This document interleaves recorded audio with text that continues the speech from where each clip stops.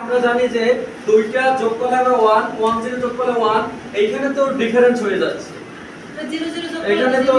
কারণ অর্গেটের হচ্ছে আমি যেটা আঁকছি অর্গেটের ট্রুথ টেবিল এই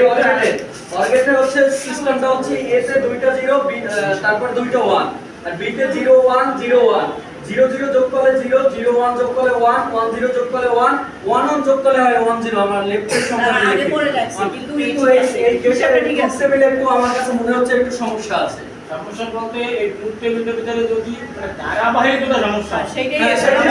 আগে পড়ে রাখছি কিন্তু হিসাব ঠিক আছে গেট কাজ করবে না। আমাদের যে প্রোগ্রামিং এ ধারাবাহিক সমস্যা হইলে সেই গেট আর পরের ধাপে যাবে না,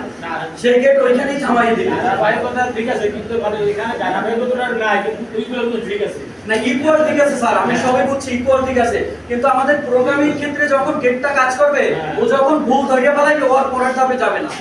জানার হচ্ছে এটা সিস্টেমে হচ্ছে